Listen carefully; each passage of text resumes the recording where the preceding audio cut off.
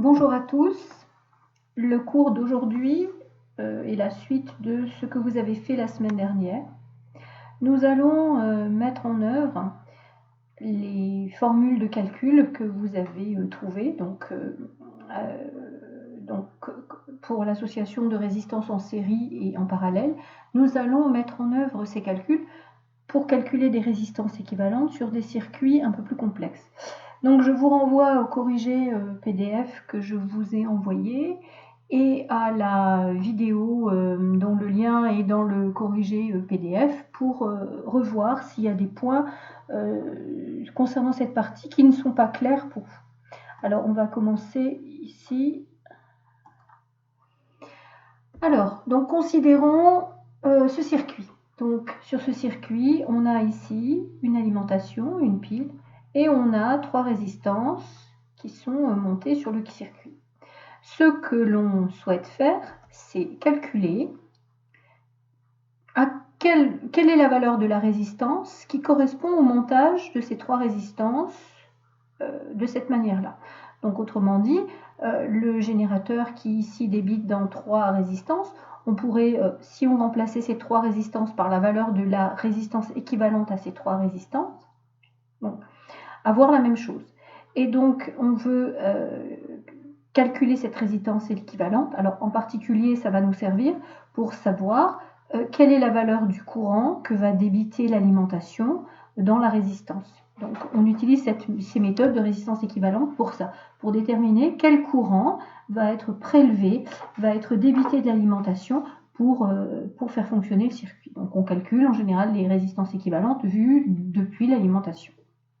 Alors, quelle méthode allons-nous utiliser? Eh bien, c'est ce qu'on a déjà, ce dont je vous ai parlé dans la vidéo précédente.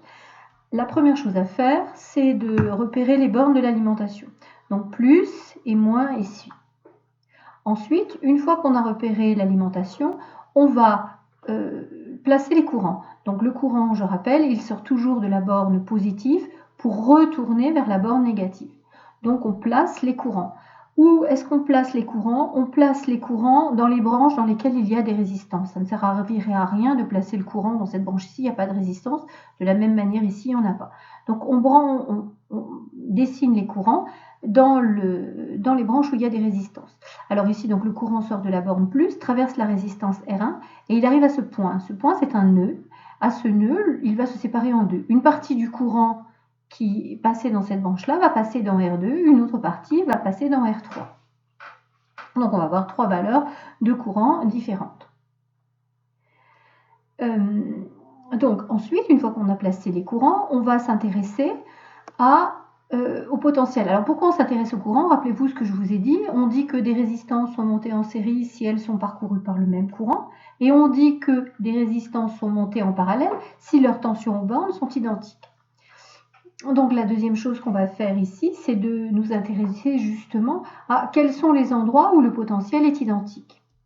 Alors si je commence ici, eh bien, je vois que entre cette partie de cette résistance et puis jusqu'à la résistance R3 et la résistance R2, je n'ai que des fils. Donc ces fils, je néglige la chute de tension qu'il y a à l'intérieur. C'est comme si c'était exactement la même tension. Alors que je la mesure en ce point ou en ce point ou en ce point, ça va me donner la même valeur. Sur cette partie-là, j'ai donc des tensions qui sont identiques. Une tension qui est la même, pardon. De la même manière, toute cette partie de fil ici qui est connectée à la borne moins du générateur est au même potentiel. Que je mesure ici, ici, ici, ici ou ici, je vais trouver la même valeur. Et enfin, bien entendu, sur toute cette partie-là, le potentiel va être le même. Autrement dit, sur ce circuit, j'ai trois potentiels différents. Un ici et un ici. Ici et ici, ça correspond aux bornes de mon générateur. Ici, c'est un potentiel qui a priori est inconnu, que je pourrais calculer à partir des valeurs des courants. On verra ça effectivement dans quelques temps. Ne perdons pas de vue donc le but de notre cours qui est de calculer la résistance équivalente. Maintenant, donc, si j'observe les potentiels, je remarque ici que les résistances R2 et R3, que ce soit sur leur borne ici d'entrée de courant ou sur leur borne de sortie de courant, ici elles ont le même potentiel. Donc forcément, R2 et R3 sont montées toutes les deux en parallèle l'une de l'autre. Je peux donc calculer une résistance équivalente à R2 en parallèle avec R3. Ce qui ramène mon circuit à quelque chose d'assez simple, c'est-à-dire que mon circuit se ramène à R1, puis une résistance R2 qui est en parallèle avec R3. Et je remarque que je n'ai plus qu'une seule maille dans mon circuit, c'est-à-dire que ma résistance R1, finalement, elle est montée en série avec une résistance qui est équivalente à R2 en parallèle avec R3. C'est ce que j'ai écrit ici. La résistance équivalente de mon circuit, c'est R1, montée en série avec quoi? R2 en parallèle avec R3. Alors maintenant, je vais exprimer ceci en fonction des expressions des résistances. Je vais commencer par R2 en parallèle avec R3. Alors ça, là aussi, je vous renvoie au cours précédent. Donc la définition de R2 en parallèle avec R3, c'est de calculer 1 sur 1 plus R2 plus 1 sur R3. Rappelez-vous, quand des résistances sont en parallèle, eh bien 1 sur la résistance équivalente est égal à 1 sur R1, la première, plus 1 sur R2. Ce qui fait que la résistance équivalente, c'est l'inverse de la somme des résistances. Si je réarrange ceci, donc je mets ici sur la partie du dénominateur de cette fonction, je vais changer de pointeur. Non, c'est pas par là.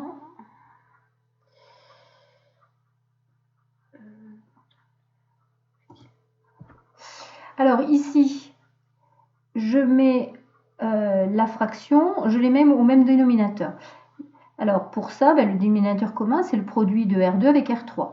Donc il faut que je multiplie cette première fraction ici par R3 au numérateur et au dénominateur. Donc je ne change rien en lui multipliant par R3 au numérateur et au dénominateur. Et cette fraction-là, ici, pour avoir le dénominateur commun qui va être le produit des deux, il faut que je la multiplie par R2 au numérateur et au dénominateur, ce qui fait que je ne change rien. Donc là, j'ai simplement multiplié la première par R3 au numérateur et dénominateur, la deuxième par R2 au numérateur et dénominateur. Ce qui me fait que finalement, ici, j'ai un dénominateur qui est commun, R2, R3. Ce dénominateur commun, je le retrouve ici. Comme le dénominateur est commun, je peux additionner les numérateurs. Donc ici, je peux écrire R2 plus R3. Et maintenant, il ne me reste plus qu'à faire passer cette partie de la fraction ici, pour avoir l'expression de ma résistance équivalente. Donc R2 en parallèle avec R3, ça se calcule comme étant R2, R3 divisé par R2 plus R3. Je remarque d'ailleurs que ceci, c'est homogène à des ohms au carré, et ceci, ici, c'est homogène à des ohms. Si je simplifie, il me reste finalement quelque chose qui est homogène à des ohms, c'est-à-dire homogène à une résistance. C'est tout à fait correct.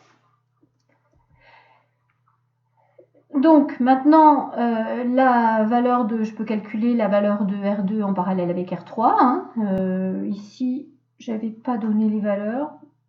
Bon, c'est pas grave. Et donc maintenant, la résistance équivalente totale, ça va être R1 en série avec R2 plus R3. C'est-à-dire que ça va être R1 plus R2 en parallèle avec R3. Alors j'ai les valeurs numériques ici, je ne compte pas puisque je ne les ai pas notées sur le circuit, ça n'est pas grave. Donc voilà pour ce premier circuit. Donc la résistance équivalente à ce circuit, c'est R1 plus R2, R3 sur R2 plus R3. Voyons maintenant un deuxième exemple. Alors c'est un circuit un petit peu plus compliqué. On a cette fois-ci 5 résistances. Et on veut calculer, toujours pareil, quelle est la résistance équivalente, unique, vue par le générateur. Pour, toujours pareil, souvent calculer quel courant va débiter le générateur dans le circuit. Autrement dit, on simplifie toute cette partie du circuit par une résistance équivalente. C'est souvent ce qu'on fait d'ailleurs. Alors comment on va faire? On va procéder toujours de la même manière. Première chose, le générateur. On place borne plus et borne moins. Ensuite, deuxième, on va placer les courants. Alors, le courant ici qui sort du générateur se partage ici à ce premier nœud en 2 branches. un premier courant qui va passer par R1 et R2, un deuxième qui va passer par R3. Ensuite, ces courants ici vont se mélanger, et puis une fraction va passer par R4, une fraction par R5. Mais rien ne dit que ce qui passe par R5, c'est la même chose que ce qui passe par R1, par R1, R2 ou par R3.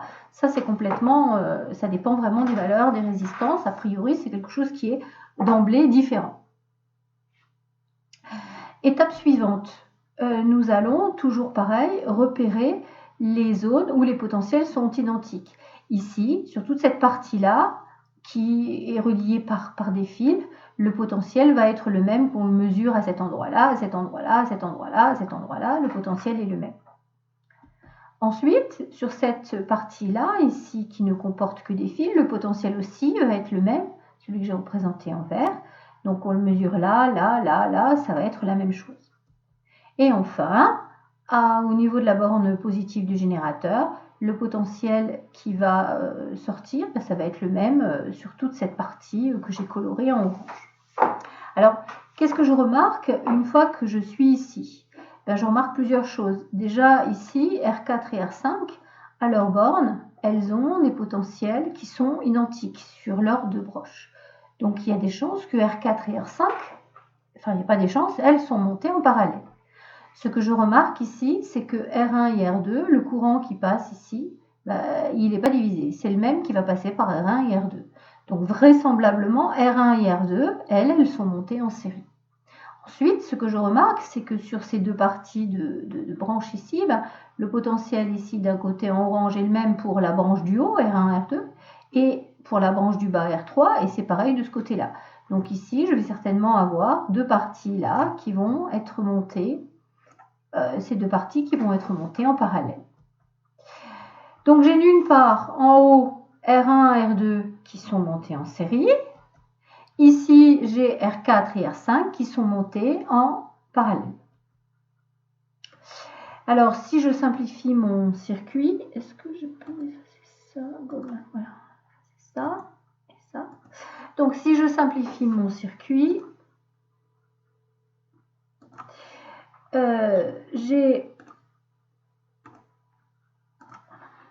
je retrouve dans la branche du haut R1 en série avec R2 et ici dans la branche sur le côté R4 en parallèle avec R5. Donc par rapport à tout à l'heure, j'ai simplifié finalement un petit peu mon circuit en passant par des résistances de valeur intermédiaire, des notations intermédiaires.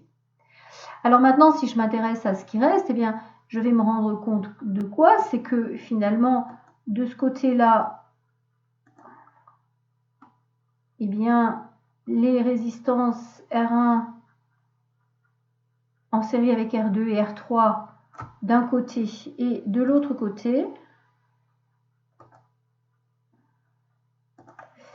ici, là, eh bien, elles ont le même potentiel.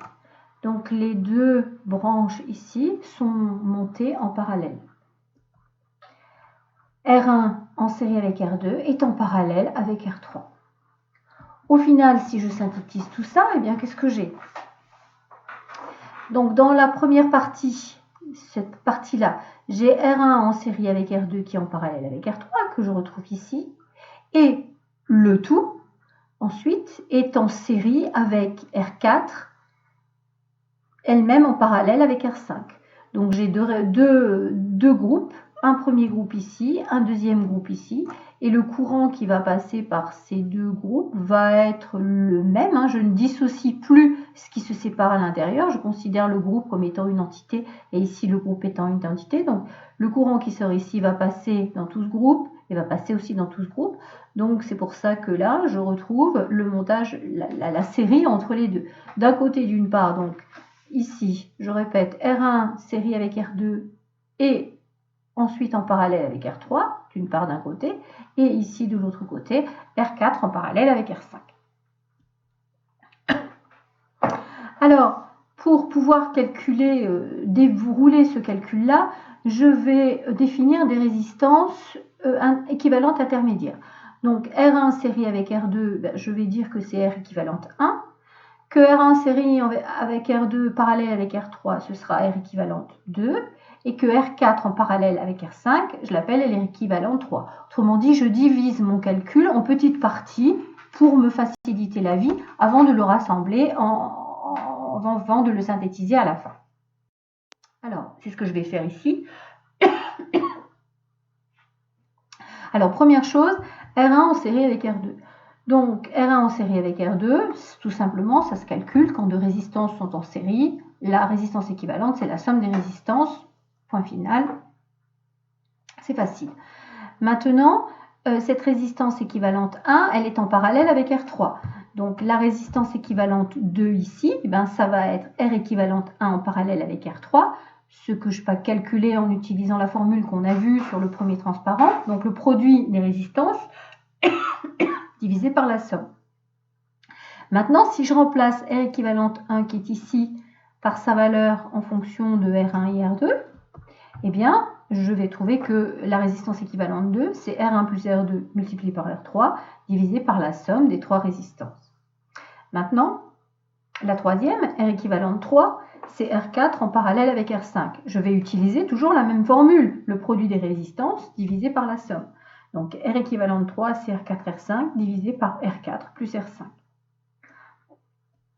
Alors maintenant, la résistance équivalente totale, c'est celle qui est équivalente à celle-ci, c'est-à-dire R équivalente 2, en série avec celle qui est équivalente ici à R4 en parallèle avec R5. D'où la somme. Donc la résistance équivalente totale, c'est R équivalente 2 plus R équivalente 3. Pour avoir sa valeur en fonction des résistances du circuit, je vais simplement remplacer. Je vais remplacer ici R équivalente 2 par l'expression que j'ai trouvée là, et R équivalente 3 par l'expression que j'ai trouvée ici. Je vais les mettre dans ma relation. C'est exactement ce que je fais ici. Je retrouve ici, je recopie tout simplement les valeurs que j'ai utilisées, que j'ai calculées, les expressions que j'ai calculées, pardon. Alors à ce niveau-là, c'est pas la peine d'essayer de mettre au même dénominateur pour avoir une seule barre de fraction, parce qu'on se rend compte que ça va être très compliqué. Il va falloir multiplier ce terme-là ici, le multiplier en haut et en bas, celui-ci en haut et en bas, et comme c'est une addition, rien ne va se simplifier. S'il y avait une soustraction, à la limite, ça aurait pu, parce qu'on aurait pu dire, bon, on va simplifier les numérateurs, mais là, avec une addition, ça va complètement alourdir. Il vaut mieux le laisser sous la forme de deux fractions, c'est beaucoup plus clair et beaucoup plus lisible. Ça permet d'avoir à la fois l'expression de R équivalente en fonction des résistances du circuit sans tout alourdir. Alors maintenant, je vais passer à l'application numérique. Pour l'application numérique, je remplace tout simplement chacune des valeurs des résistances par la valeur qui est notée ici. Et en faisant l'application numérique, en arrondissant, parce que je crois que la valeur exacte, c'est 9,99, quelque chose comme ça. Donc, on arrive à 10 kOhms de valeur équivalente. Voilà. J'espère que ça a été assez clair. Je vous invite à noter ce cours, à le relever, parce que nous allons en avoir besoin pour pouvoir faire les exercices qui suivent.